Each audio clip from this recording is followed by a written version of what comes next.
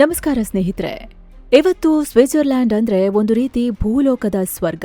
ಪ್ರವಾಸಿಗರಿಂದ ಹಿಡಿದು black money ಕೂಡಿ ಇಡೋರವರೆಗೂ ಎಲ್ಲಾರ್ಗೂ ಸ್ವಿಸ್ ಅಂದ್ರೆ ವಿಶೇಷ ಪ್ರೀತಿ. ಆದ್ರೆ ನಿಮ್ಗೊಂದು ಶಾಕಿಂಗ್ ಸತ್ಯ ಗೊತ್ತಾ? ಇವತ್ತು ಸ್ವರ್ಗದಂತಿರೋ ಈ ದೇಶ ಒಂದ್ ಕಾಲದಲ್ಲಿ ಅಕ್ಷರಶಃ ನರಕವಾಗಿತ್ತು. ಹೌದು, 1816ರ ಆಸುಪಾಸ್ನಲ್ಲಿ ಸ್ವಿಟ್ಜರ್ಲ್ಯಾಂಡ್ನಲ್ಲಿ ಎಂಥ ಭೀಕರ ಬಡತನ ಇತ್ತು ಅಂದ್ರೆ ಜನರಿಗೆ ತಿನ್ನೋಕೆ ಅನ್ನ ಇರ್ಲಿಲ್ಲ. ಅವತ್ತು ಆಹಾರದ ಹಣದುಬ್ಬರ 175ರಿಂದ 200% ಹೋಗಿತ್ತು. ಇನ್ನು ಈ ದೇಶದ ನೆಲದಲ್ಲಿ ಚಿನ್ನ ಇಲ್ಲ, ಕಲ್ಲಿದ್ದಲು ಇಲ್ಲ, ತೈಲ ಇಲ್ಲ, ಕೊನೆಗೆ ಒಂದು ಸಮುದ್ರ ಮಾರ್ಗದ ಕನೆಕ್ಷನ್ ಕೂಡ ಇಲ್ಲ. ಹಾಗಿದ್ರೆ ಇಂಥ ಒಂದು ನಿಸ್ಸಹಾಯಕ ದೇಶ ಅತಿ ದೊಡ್ಡ ಶ್ರೀಮಂತ ಸಾಮ್ರಾಜ್ಯ ಆಗಿದ್ ಹೇಗೆ? ಯುರೋಪ್ ಅಲ್ಲಿ ಒಂದು ಪ್ರಭಾವಿ ರಾಷ್ಟ್ರವಾಗಿ ಎಮರ್ಜ್ ಆಗಿದ್ದು ಹೇಗೆ? ಬನ್ನಿ ಈ ವಿಡಿಯೋದಲ್ಲಿ ಸ್ವಿಟ್ಜರ್ಲ್ಯಾಂಡ್ ನ 0 ಹೀರೋ ಆದ ರೋಚಕ ಇತಿಹಾಸನ ನೋಡ್ಕೊಂಡ್ ಬರೋಣ. ಸ್ನೇಹಿತರೆ, ಸ್ವಿಟ್ಜರ್ಲ್ಯಾಂಡ್ ನ ಜನಸಂಖ್ಯೆ ಇರೋದು ಜಸ್ಟ್ ಸುಮಾರು 90ರಿಂದ 91 ಲಕ್ಷ. ಆದ್ರೆ ಅವರ ನಾಮಿನಲ್ ಜಿಡಿಪಿ ಎಷ್ಟು ಗೊತ್ತಾ? $1.15 ಟ್ರಿಲಿಯನ್. ಅಂದ್ರೆ ಪಾಕ್ ಜಿಡಿಪಿಯ ಡಬಲ್ಗಿಂತ ಜಾಸ್ತಿ. ಆದ್ರೆ 1800ರ ದಶಕದಲ್ಲಿ ಸ್ವಿಟ್ಜರ್ಲ್ಯಾಂಡ್ ಹೀಗೆ ರಿಚ್ ಆಗಿರ್ಲಿಲ್ಲ.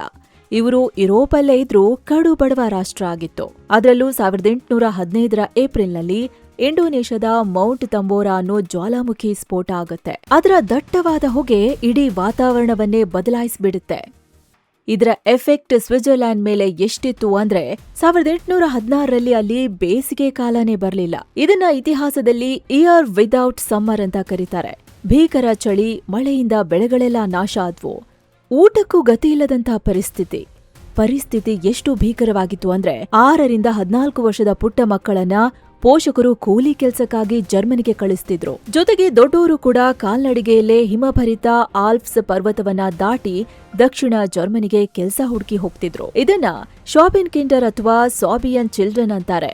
ಬದುಕೋಕೆ ಬೇರೆ ದಾರಿನೇ ಇಲ್ಲ ಅನ್ನೋ ಲೆವೆಲ್ಗೆ ಆ ದೇಶ ಬಡತನದಲ್ಲಿ ನರಳ್ತಾ ಇತ್ತು. ಮೊದಲೇ ಚಿಕ್ಕ ರಾಷ್ಟ್ರ, ಒಟ್ಟು ವಿಸ್ತೀರ್ಣ ಇರೋದೇ ಸುಮಾರು 41,285 ಚದರ ಕಿಲೋಮೀಟರ್. ಅಂದ್ರೆ ನಮ್ಮ ಹರಿಯಾಣ ರಾಜ್ಯಕ್ಕಿಂತನೂ ಸ್ವಲ್ಪ ಚಿಕ್ಕದಾಗಿರೋ ದೇಶ. ಅದರಲ್ಲೂ 60% ಆಲ್ಪ್ಸ್ ಪರ್ವತಗಳಿಂದಲೇ ಸುತ್ತುವರೆದಿರೋ ರಾಷ್ಟ್ರ. ಹೇಳಿಕೊಳ್ಳುವಷ್ಟು ಕೃಷಿ ಭೂಮಿನೂ ಇರ್ಲಿಲ್ಲ. ಗಾಯದ ಮೇಲೆ ಬರೆ ಅನ್ನೋ ಹಾಗೆ ಜ್ವಾಲಾಮುಖಿ ದೊಡ್ಡ ಏಟನ್ನ ಕೊಟ್ಟುಬಿಡ್ತು. ಹೊತ್ತಿ ಉರಿದ ಯುರೋಪ್, ಲಾಭ ಮಾಡ್ಕೊಂಡ ಸ್ವಿಸ್. ಎಸ್ ಸ್ನೇಹಿತರೆ, ಹೀಗೆ ನರಳ್ತಾ ಇದ್ದ ಸ್ವಿಟ್ಜರ್ಲ್ಯಾಂಡ್ನ ಹಣೆ ಬರಹ 1848ರ ಟೈಮ್ಗೆ ಸ್ವಲ್ಪ ಬದಲಾಗೋಕೆ ಶುರುವಾಯ್ತು. ಆ ಸಮಯದಲ್ಲಿ ಇಡೀ ಯುರೋಪ್ ಹೊತ್ತಿ ಉರಿತಿತ್ತು. ಫ್ರಾನ್ಸ್, ಇಟಲಿ, ಜರ್ಮನಿಲಿ ಆಂತರಿಕ ದಂಗೆಗಳು ನಡೀತಾ ಇದ್ವು. ರಾಜರ ವಿರುದ್ಧ ಜನ ಸಿಡಿದೆದ್ದಿದ್ರು. ಇದೇ ಟೈಮ್ನಲ್ಲಿ ಸ್ವಿಟ್ಜರ್ಲ್ಯಾಂಡ್ನಲ್ಲೂ ಕ್ಯಾಥೋಲಿಕ್ ಮತ್ತು ಲಿಬರಲ್ಗಳ ಮಧ್ಯೆ 1847ರಲ್ಲಿ ಸೋಂಡರ್ಬಂಡ್ ಅನ್ನೋ ಅಂತರ್ಯುದ್ಧ ನಡೀತು. ಆದ್ರೆ ಸ್ವಿಟ್ಜರ್ಲ್ಯಾಂಡ್ನ ಆವತ್ತಿನ ಒಂದಿಷ್ಟು ಬುದ್ಧಿವಂತರಿಗೆ ಕಚ್ಚಾಡಿಕೊಂಡ್ರೆ ಏನೂ ಲಾಭ ಇಲ್ಲ ಅಂತ ಬೇಗ ಅರ್ಥ ಆಯ್ತು. ತಕ್ಷಣ ಎಚ್ಚೆತ್ತುಕೊಂಡ ಅವರು 1848ರ ಸೆಪ್ಟೆಂಬರ್ರಲ್ಲಿ ಒಂದು ಹೊಸ ಫೆಡರಲ್ ಸಂವಿಧಾನವನ್ನ ಬರೆದ್ರು. ಇದು ಜನರಿಗೆ ವಾಕ್ ಸ್ವಾತಂತ್ರ್ಯ ಮತ್ತು ಪತ್ರಿಕಾ ಸ್ವಾತಂತ್ರ್ಯವನ್ನ ಕೊಡ್ತು. ಈ ಒಂದು ನಿರ್ಧಾರ ಇದೆಯಲ್ಲ, ಇದು ಇಡೀ ಯುರೋಪ್ನ ದಿಗ್ಗಜರನ್ನ ಸ್ವಿಟ್ಜರ್ಲ್ಯಾಂಡ್ನತ್ತ ಸೆಳೆಯಿತು. ತಮ್ಮ ದೇಶದಲ್ಲಿ ಯುದ್ಧ, ದಂಗೆಗಳು ನಡೆಯುತ್ತಿದ್ದಾಗ ಶ್ರೇಷ್ಠ ವಿಜ್ಞಾನಿಗಳು, ತಂತ್ರಜ್ಞರು, ಉದ್ಯಮಿಗಳಿಗೆ ಸ್ವಿಟ್ಜರ್ಲ್ಯಾಂಡ್ ಒಂದು ಸೇಫ್ ಪ್ಲೇಸ್ ಅನಿಸ್ತು. ಅವರೆಲ್ಲ ತಮ್ಮ ದೇಶ ಬಿಟ್ಟು ಇಲ್ಲಿಗೆ ವಲಸೆ ಬಂದ್ರು. ಸ್ವಿಟ್ಜರ್ಲ್ಯಾಂಡ್ ಹತ್ರ ದೊಡ್ಡ ಪ್ರಮಾಣದ ದುಡ್ಡಿರ್ಲಿಲ್ಲ. ಆದ್ರೆ ಜಗತ್ತಿನ ಅತ್ಯುತ್ತಮ ಬುದ್ಧಿಮತ್ತೆ ಅವರ ಬಳಿ ಬಂದು ಸೇರ್ಕೊಳ್ತು. ಇದನ್ನೇ ಬ್ರೈನ್ ಗೇನ್ ಅಂತ ಹೇಳ್ತಾರೆ. ಇದೇ ಟೈಮ್ನಲ್ಲಿ ಅಂದ್ರೆ 1855ರಲ್ಲಿ ಏತ್ ಜುರಿಚ್ ಅನ್ನೋ ಪ್ರತಿಷ್ಠಿತ ಪಾಲಿಟೆಕ್ನಿಕ್ ಕಾಲೇಜ್ ಶುರುವಾಯ್ತು. ಇದು ದೇಶಕ್ಕೆ ಬೇಕಾದ ಅತ್ಯುತ್ತಮ ಇಂಜಿನಿಯರ್ಗಳನ್ನ ತಯಾರು ಮಾಡೋಕೆ ಶುರು ಮಾಡ್ತು. ಪ್ರತಿಭೆಗಳೇನೋ ಬಂದ್ರು, ಆದ್ರೆ ಅವ್ರಿಗೆ ಕೆಲಸ ಕೊಡೋಕೆ, ದೇಶದ ವ್ಯಾಪಾರ ಬೆಳೆಸೋಕೆ ಇನ್ಫ್ರಾಸ್ಟ್ರಕ್ಚರ್ ಬೇಕಿತ್ತಲ್ವಾ? ಇಂಥ ಟೈಮ್ಗೆ ಸ್ವಿಟ್ಜರ್ಲ್ಯಾಂಡ್ಗೆ ಒಬ್ಬ ಗ್ರೇಟ್ ಲೀಡರ್ ಸಿಗ್ತಾರೆ. ಅವರೇ ಆಲ್ಫ್ರೆಡ್ ಎಷರ್. ಇವರು ಅವತ್ತಿಗೆ ಒಬ್ಬ ಪ್ರಭಾವಿ ರಾಜಕಾರಣಿ ಮತ್ತು ದೊಡ್ಡ ಉದ್ಯಮಿ ಕೂಡ ಆಗಿದ್ರು. ಇವರನ್ನ ಆಧುನಿಕ ಸ್ವಿಟ್ಜರ್ಲ್ಯಾಂಡ್ನ ಶಿಲ್ಪಿ ಅಂತ ಕರೀತಾರೆ. ಆ ಟೈಮ್ನಲ್ಲಿ ಬ್ರಿಟನ್, ಫ್ರಾನ್ಸ್ ಎಲ್ಲೆಡೆ ರೈಲ್ವೆ ಕ್ರಾಂತಿ ನಡೀತಿತ್ತು. ನಮ್ಮಲ್ಲೂ ರೈಲ್ವೆ ಟ್ರ್ಯಾಕ್ ಮಾಡಬೇಕು ಅಂತ ಏಷರ್ 1852ರಲ್ಲಿ ರೈಲ್ವೆ ಕಾಯ್ದೆ ತಂದ್ರು. ಯಾಕಂದ್ರೆ ವ್ಯಾಪಾರ ಇಂಪ್ರೂವ್ ಆಗ್ಬೇಕು ಅಂದ್ರೆ ಗೂಡ್ಸ್ ಸಾಗಾಣಿಕೆ ವೇಗವಾಗಿ ಆಗ್ಬೇಕು. ಇದಕ್ಕೆ ರೈಲ್ವೆ ಇಂಪಾರ್ಟೆಂಟ್ ಅನ್ನೋದನ್ನ ಏಷರ್ ಬೇಗ ಅರ್ಥ ಮಾಡ್ಕೊಂಡ್ರು. ಆದ್ರೆ ರೈಲ್ವೆ ಟ್ರ್ಯಾಕ್ ಹಾಕೋಕೆ ಭಾರಿ ದುಡ್ಡು ಬೇಕು. ಸರ್ಕಾರದ ಬಳಿ ಬಿಡಿಗಾಸಿರ್ಲಿಲ್ಲ. ವಿದೇಶಿ ಸಾಲ ತರೋದಕ್ಕೆ ಏಷರ್ಗೆ ಇಷ್ಟ ಇರ್ಲಿಲ್ಲ. ಅದಕ್ಕಾಗಿ ಅವರು ಒಂದು ಮಾಸ್ಟರ್ ಪ್ಲಾನ್ ಮಾಡ್ತಾರೆ. ಆ ಪ್ಲಾನ್ ಏನು ಅನ್ನೋದನ್ನ ನೋಡೋಕು ಮುಂಚೆ ನಿಮ್ಮಲ್ಲೊಂದು ಸಣ್ಣ ರಿಕ್ವೆಸ್ಟ್. ಮಸ್ತ್ ಮಗ ಚಾನೆಲ್ನ ಈ ಪ್ರಯತ್ನ ನಿಮಗೆ ಇಷ್ಟ ಆಗ್ತಿದ್ರೆ ವಿಡಿಯೋ ಕೆಳಗಿರೋ ಜಾಯಿನ್ ಬಟನ್ ಕ್ಲಿಕ್ ಮಾಡಿ ನಮ್ಮ ಫ್ಯಾಮಿಲಿಯ ಎಕ್ಸ್ಕ್ಲೂಸಿವ್ ಮೆಂಬರ್ ಆಗ್ಬೋದು. ಇದರಿಂದ ನಮ್ಮ ವಿಶೇಷ ವಿಡಿಯೋಗಳು ನಿಮಗೆ ಮೊದಲೇ ಸಿಗೋದ್ರ ಜೊತೆಗೆ ನಮ್ಮ ಕೆಲ್ಸಕ್ಕೊಂದು ದೊಡ್ಡ ಬೆಂಬಲ ಸಿಕ್ಕಂತಾಗತ್ತೆ. ಆಸಕ್ತಿ ಇರೋರು ಖಂಡಿತ ಕನ್ಸಿಡರ್ ಮಾಡಿ. ಬನ್ನೀಗ ವರದಿಯಲ್ಲಿ ಮುಂದುವರಿಯೋಣ. 1856ರಲ್ಲಿ ಆವತ್ತಿನ ಫೇಮಸ್ ಬ್ಯಾಂಕ್ ಕ್ರೆಡಿಟ್ ಸ್ಯೂಸ್ ಸ್ಥಾಪನೆಯಾಯಿತು. ಈ ಬ್ಯಾಂಕ್ ಆರಂಭದಲ್ಲಿ ಸಾರ್ವಜನಿಕ ಷೇರುಗಳ ಮೂಲಕ ಸುಮಾರು 218 ಮಿಲಿಯನ್ ಸ್ವಿಸ್ ಫ್ರಾಂಕ್ಗಳಷ್ಟು ಬೃಹತ್ ಮೊತ್ತದ ಹಣ ಸಂಗ್ರಹವಾಯಿತು. ಇದು ಅಂದಿನ ನಿರೀಕ್ಷೆಗಿಂತ 25 ಪಟ್ಟು ಹೆಚ್ಚಾಗಿತ್ತು. ಇದರ ಮಧ್ಯೆ ಏಷರ್ ಒಂದು ಅಸಾಧ್ಯವಾದ ಕನಸಿಗೆ ಕೈ ಹಾಕಿಬಿಟ್ರು. ಬೃಹತ್ ಆಲ್ಪ್ಸ್ ಪರ್ವತವನ್ನೇ ಕೊರೆದು ಸ್ವಿಟ್ಜರ್ಲ್ಯಾಂಡ್, ಜರ್ಮನಿ ಮತ್ತು ಇಟಲಿಯನ್ನ ಬೆಸೆಯೋಕೆ ಒಂದು 15 ಕಿಲೋಮೀಟರ್ ಉದ್ದದ ಸುರಂಗ ಮಾರ್ಗ ಮಾಡೋಕೆ ಮುಂದಾದ್ರು. 1872ರಲ್ಲಿ ಲೂಯಿಸ್ ಫಾವ್ರೆ ಅನ್ನೋ ಎಂಜಿನಿಯರ್ ನೇತೃತ್ವದಲ್ಲಿ ಕೆಲಸ ಶುರುವಾಯಿತು. ಆದ್ರೆ ಇದು ಸುಲಭ ಇರಲಿಲ್ಲ. ಡೈನಮೈಟ್ ಸ್ಫೋಟ, 40 ಡಿಗ್ರಿ ಸೆಲ್ಸಿಯಸ್ ಬಿಸಿ, ಕಾಯಿಲೆಗಳಿಂದಾಗಿ ಬರೋಬ್ಬರಿ 177 ಕಾರ್ಮಿಕರು ಪ್ರಾಣ ಬಿಟ್ರು. ಕೊನೆಗೂ 1882ರಲ್ಲಿ ಈ ಟನಲ್ ಓಪನ್ ಆಯಿತು. ಅಲ್ಲಿವರೆಗೆ ಬರೀ ಬೆಟ್ಟಗಳ ಮಧ್ಯೆ ಸಿಕ್ಕಾಕೊಂಡಿದ್ದ ಸ್ವಿಟ್ಜರ್ಲ್ಯಾಂಡ್ ರಾತ್ರೋರಾತ್ರಿ ಇಡೀ ಯುರೋಪ್ಗೆ ಅತಿ ದೊಡ್ಡ ವ್ಯಾಪಾರ ಮಾರ್ಗ ಓಪನ್ ಆಗ್ಬಿಡ್ತು. The great patent heist, copy ಪೇಸ್ಟ್ನಿಂದ ಫಾರ್ಮಾ ಸಾಮ್ರಾಜ್ಯ. ಸ್ನೇಹಿತರೆ, ಇವತ್ತು ಜನರಿಕ್ ಮೆಡಿಸಿನ್ನಲ್ಲಿ ಭಾರತ ಹೇಗೆ ಕಿಂಗ್ ಆಗಿದೆ ಅಲ್ವಾ? ಹಾಗೆ ಈ ಹಿಂದೆ ಔಷಧ ಉತ್ಪಾದನೆಯಲ್ಲಿ ಸ್ವಿಟ್ಜರ್ಲ್ಯಾಂಡ್ ಮುಂಚೂಣಿಯಲ್ಲಿತ್ತು. ಇವತ್ತು ಕ್ವಾಂಟಿಟಿ ವಿಚಾರದಲ್ಲಿ ಅವರು ಸ್ವಲ್ಪ ಹಿಂದೆ ಹೋಗಿದ್ದಾರೆ. ಆದ್ರೆ ಕ್ವಾಲಿಟಿ, ಹೈಟೆಕ್ ಮೆಡಿಸಿನ್, ಜಗತ್ತಿನ ಟಾಪ್ ಫಾರ್ಮಾ ಕಂಪನಿ ವಿಚಾರದಲ್ಲಿ ಲೀಡ್ನಲ್ಲೇ ಇದ್ದಾರೆ. ಆದ್ರೆ ಇದು ಶುರುವಾಗಿದ್ದು ಒಂದು ಲೀಗಲ್ ಕಾಪಿ ಪೇಸ್ಟ್ನಿಂದ ಅಂತ ಹೇಳಿದ್ರೆ ನೀವು ನಂಬ್ತೀರಾ? ಹೌದು. ಸ್ವಿಟ್ಜರ್ಲ್ಯಾಂಡ್ನಲ್ಲಿ 1888ರವರೆಗೂ ರಾಷ್ಟ್ರೀಯ ಪೇಟೆಂಟ್ ಕಾನೂನು ಅನ್ನೋದೇ ಇರಲಿಲ್ಲ. ಜರ್ಮನಿ ಅಥವಾ ಫ್ರಾನ್ಸ್ನ ವಿಜ್ಞಾನಿಗಳು ಕೋಟ್ಯಾಂತರ ರೂಪಾಯಿ ಖರ್ಚು ಮಾಡಿ ಯಾವುದೋ ಒಂದು ಕೆಮಿಕಲ್ ಫಾರ್ಮುಲಾ ಕಂಡು ಹಿಡಿದ್ರೆ ಸ್ವಿಸ್ ಕಂಪನಿಗಳು ಅದನ್ನ ಆರಾಮಾಗಿ ಲೀಗಲ್ ಆಗಿ ಕಾಪಿ ಮಾಡ್ತಿದ್ವು.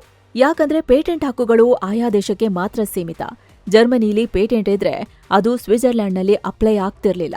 1907ರಲ್ಲಿ ಜರ್ಮನಿ ಪ್ರೆಷರ್ ಹಾಕಿದ್ಮೇಲೆ ಸ್ವಿಟ್ಜರ್ಲ್ಯಾಂಡ್ ಪೇಟೆಂಟ್ ಕಾನೂನು ತಂತು. ಆದ್ರೆ ಅಲ್ಲೂ ಒಂದು ಲೂಪ್ ಹೋಲ್ ಇತ್ತು. ಅವರು ಕೇವಲ ಔಷಧ ತಯಾರಿಸೋ ಪ್ರಕ್ರಿಯೆಗೆ ಪೇಟೆಂಟ್ ಕೊಟ್ರೆ ಹೊರತು ಉತ್ಪನ್ನಕ್ಕೆ ಅಲ್ಲ. ನಿಮಗೆ ಗೊತ್ತಿರಲಿ, ಉತ್ಪನ್ನದ ಮೇಲಿನ ಪೇಟೆಂಟ್ ಸ್ವಿಟ್ಜರ್ಲ್ಯಾಂಡ್ನಲ್ಲಿ ಜಾರಿಗೆ ಬಂದಿದ್ದು 1978ರಲ್ಲಿ. ಈ ಗ್ಯಾಪ್ನ ಯೂಸ್ ಮಾಡಿಕೊಂಡ ಸ್ವಿಸ್ ಕಂಪನಿಗಳು ಭರ್ಜರಿಯಾಗಿ ಬೆಳೆದ್ವು. ಹಾಗಂತ ಇವರು ಬರೀ ಕಾಪಿ ಮಾಡ್ಕೊಂಡು ಕೂತ್ಕೊಳ್ಳಿಲ್ಲ. ಆರಂಭದಲ್ಲಷ್ಟೇ ಈ ಅಡ್ಡದಾರಿ ಹಿಡಿದಿತ್ತು. ಆದ್ರೆ ನಂತರದಲ್ಲಿ ರಿಸರ್ಚ್ ಅಂಡ್ ಡೆವಲಪ್ಮೆಂಟ್ ಮೇಲೆ ವಿಶೇಷ ಫೋಕಸ್ ಮಾಡಿದ್ರು. ಇದರಿಂದ ಸಿಬಾ, ಗೈಗಿ ಮತ್ತು ಸ್ಯಾಂಡೋಜ್ನಂಥ ಕಂಪನಿಗಳು ಜಾಗತಿಕ ಮಾರ್ಕೆಟ್ನಲ್ಲಿ ಸದ್ದು ಮಾಡೋಕೆ ಸಾಧ್ಯ ಆಯಿತು. ಅದರಲ್ಲೂ 1896ರಲ್ಲಿ ಹುಟ್ಟಿದ ರೋಷ್ ಕಂಪನಿ ವಿಟಮಿನ್ ಸಿ ಉತ್ಪಾದನೆಯಲ್ಲಿ ಇಡೀ ಜಗತ್ತನ್ನೇ ಆಳ್ತು. ಜಗತ್ತಲ್ಲಿ ಉತ್ಪಾದನೆಯಾಗೋ ವಿಟಮಿನ್ ಸಿಯಲ್ಲಿ ಸುಮಾರು 40%ನಿಂದ 50% ಇದೊಂದೇ ಕಂಪನಿ ಪ್ರೊಡ್ಯೂಸ್ ಮಾಡ್ತಿತ್ತು. ಅಫ್ಕೋರ್ಸ್ ಈಗ ಬೇರೆ ಕಂಪನಿಗಳು ಕಾಂಪಿಟೇಷನ್ ಇರೋದ್ರಿಂದ ಇವರ ಮಾರ್ಕೆಟ್ ಶೇರ್ ಡೌನ್ ಆಗಿದೆ. ಆದ್ರೆ ಈಗ ಕ್ಯಾನ್ಸರ್ ಚಿಕಿತ್ಸೆಗೆ ಬಳಸೋ ಔಷಧಿ ಉತ್ಪಾದನೆಯಲ್ಲಿ ಜಗತ್ತಲ್ಲೇ ಮುಂಚೂಣಿಯಲ್ಲಿದೆ. ಕಪ್ಪು ಹಣದ ಸೇಫ್ ಲಾಕರ್, 1934ರ ಸೀಕ್ರೆಟ್ ಲಾ. ಸ್ನೇಹಿತರೆ, ಸ್ವಿಟ್ಜರ್ಲ್ಯಾಂಡ್ ಇವತ್ತು ದುಡ್ಡು ಇಡೋ ಕುಬೇರರಿಗೆ ಒಂದು ಸೇಫ್ ಲಾಕರ್ ಇದ್ದ ಹಾಗೆ. ಇದಕ್ಕೆ ಕಾರಣ 1934ರಲ್ಲಿ ಅವರು ತಂದ ಫೆಡರಲ್ ಬ್ಯಾಂಕಿಂಗ್ ಕಾಯ್ದೆ. ಇದರ ಆರ್ಟಿಕಲ್ 47 ಪ್ರಕಾರ ಬ್ಯಾಂಕ್ ಅಧಿಕಾರಿಗಳು ಗ್ರಾಹಕರ ಖಾತೆಯ ಮಾಹಿತಿಯನ್ನ ಯಾರಿಗಾದ್ರೂ ಲೀಕ್ ಮಾಡಿದ್ರೆ ಅದು ಕ್ರಿಮಿನಲ್ ಅಪರಾಧ. ಅವರಿಗೆ ಕಠಿಣ ಜೈಲು ಶಿಕ್ಷೆ ಆಗ್ತಿತ್ತು. ಇಂಟ್ರೆಸ್ಟಿಂಗ್ ವಿಚಾರ ಅಂದ್ರೆ ಸ್ವಿಸ್ನ ಈ ಬ್ಯಾಂಕಿಂಗ್ ಸಿಸ್ಟಮ್ಗೆ ದೊಡ್ಡ ಬೂಸ್ಟ್ ಕೊಟ್ಟಿದ್ದು ಹಿಟ್ಲರ್. ಏನಾಯ್ತು ಅಂದ್ರೆ ಅವತ್ತು ಜರ್ಮನಿಲಿ ನಾಜಿಗಳ ಕಾಟ ಶುರುವಾದಾಗ ಭಯಭೀತರಾದ ಜರ್ಮನ್ ಯಹೂದಿಗಳಿಗೆ ಕಂಡಿದ್ದೆ ಸ್ವಿಸ್ ಬ್ಯಾಂಕ್.